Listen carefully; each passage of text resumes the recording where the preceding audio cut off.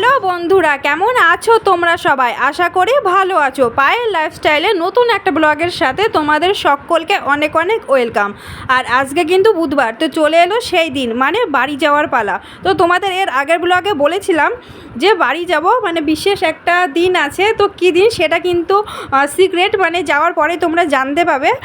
তো আজকে সেই দিন চলে এসেছে, মানে বড়বাবু যাবে না, ওকে ছেড়ে আমরা একাই যাচ্ছি। কেন যাচ্ছি সেটাও তোমরা জানতে পারবে।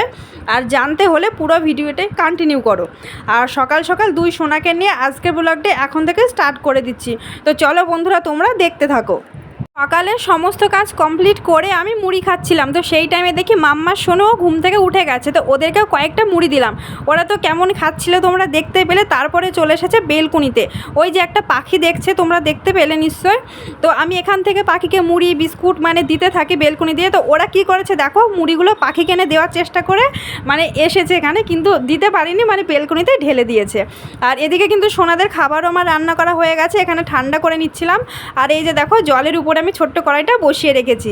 আর খাবার দেখেই আমার মাম্মা কিন্তু লুকিয়ে পড়েছে পর্দার নিচে। তো ওখান থেকে আবার আমার সাথে টুকি খেলাও শুরু করে দিয়েছে দুই সোনাতে।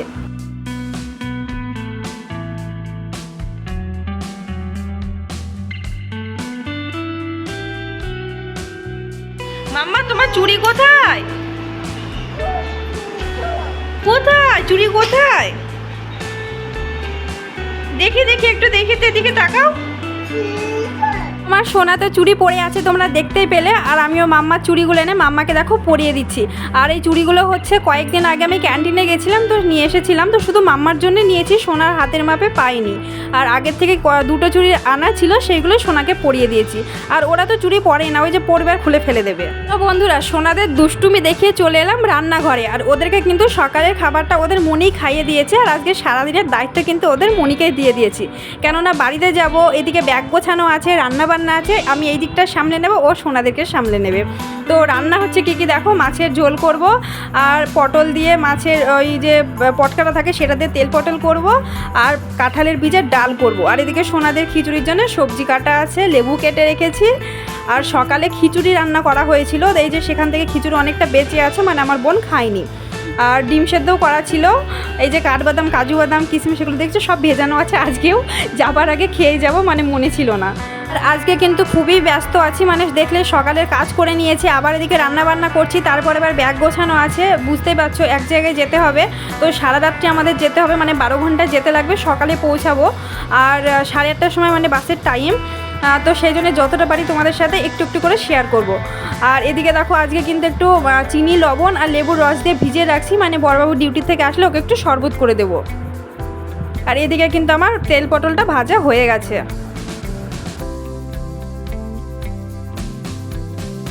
আর প্রেসারে আমি কাঁঠালের বীজটাকে সিটি দিয়ে নিয়েছি, মানে সেদ্ধ করে নিয়েছি, সেদ্ধ হয়ে গেছে। আর আমি উপরের যে লাল রঙের খোসাটা থাকে সেটা ছাড়িয়ে দিইনি, সেই জন্য এমন কালার এসেছে। তবে যারা ছাড়িয়ে দেবে তারা বেশি ভালো করবে, কিন্তু আমার সময়ের অভাব। আগেই বলেছি তোমাদের, যতটা শর্টে করা যায় মানে সেভাবেই আমি করার চেষ্টা করি। তো খোসাটা আমি পরে ছাড়িয়ে নেব। আর এবার আমি ডালটাও রান্না করে নিচ্ছি।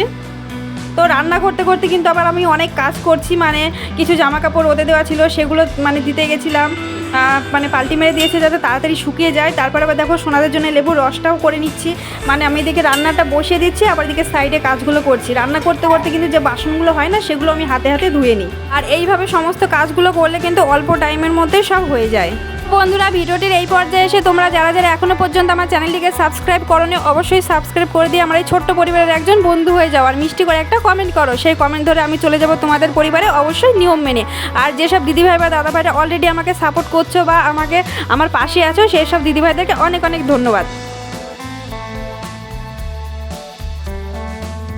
তো বন্ধুরা, আমার কিন্তু রান্নাবান্না কমপ্লিট হয়ে গেছে। একবার করে দেখিয়ে দিই, এই যে ডাল কাঁঠালের বীজের আর মাছের ঝোল করেছি, আর এখানে তেল পটল ভাজা, আর এই যে লেবু কেটে রেখেছি, মানে ডালের সাথে খাওয়া হবে সেই জন্য। সোনাদের জন্য মাছ ভাজা, আর ওদিকে ভাত। আর সোনাদের খিচুড়িটা মানে এখনও হয়নি, মানে সিটি দিয়ে নিচ্ছে আর কি। তো আজকে রান্না হচ্ছে এইগুলোই। আর এদিকে আমার সোনাদেরকে দেখো, মানে ওর মনি খাবারটা খাইয়ে ওদেরকে স্নান করিয়ে দিয়েছে। তো পাউডার মেখে পুরো সাদা হয়ে গেছে। সোনার মুখটাকে দেখো, মানে দুজনে নিজে নিজে পাউডার মেখেছে।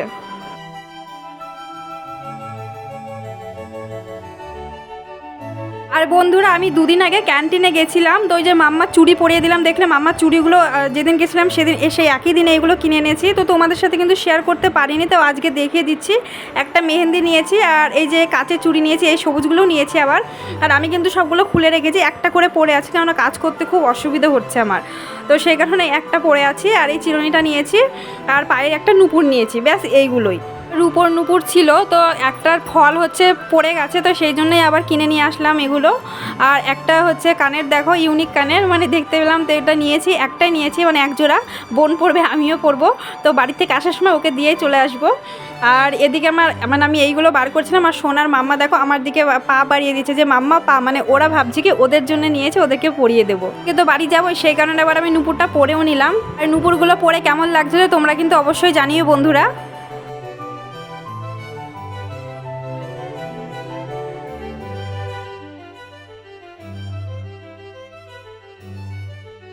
বন্ধুরা এবারে ব্যাগটা গুছিয়ে নিচ্ছি, আর বড়বাবু কিন্তু গুছিয়ে দিচ্ছে।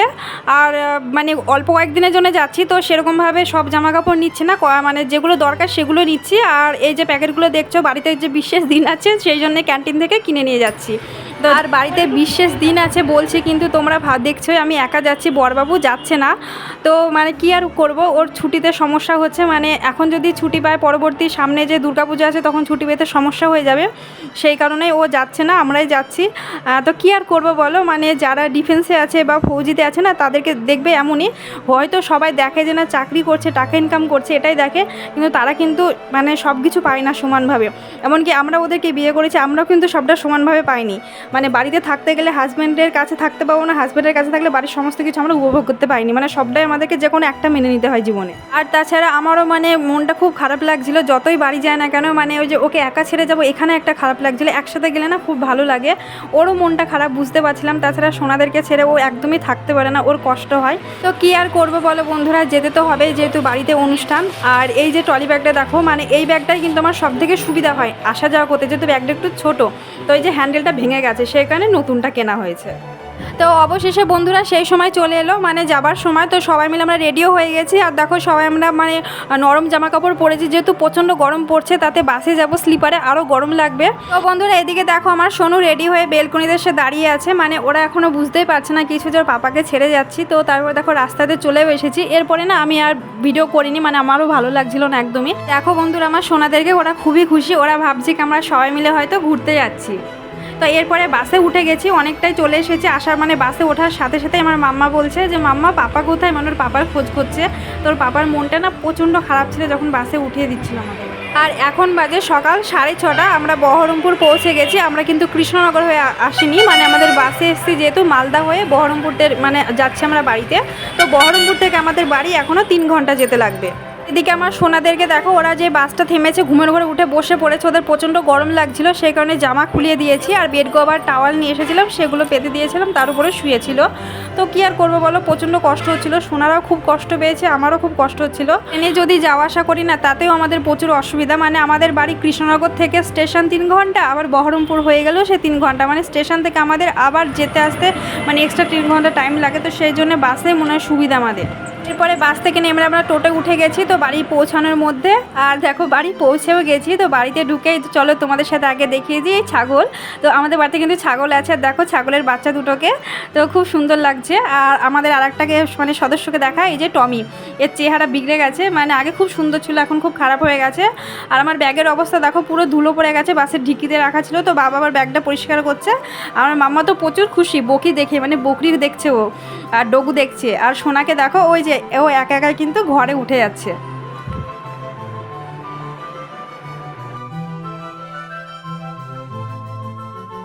তো বন্ধুরা বাড়িতে পৌঁছানোর পরে একটু রেস্ট করেছি, তারপর 2 সোনাকে স্নান করিয়ে দিয়েছি, যেহেতু বুঝতেই পারছো বাসে আসা হয়েছে, সারা রাত জার্নি করা, তার মধ্যে গরম, তো সেই কারণে স্নান করে দিলাম যাতে শরীরটা হালকা হয় আর মানে আরামও লাগবে।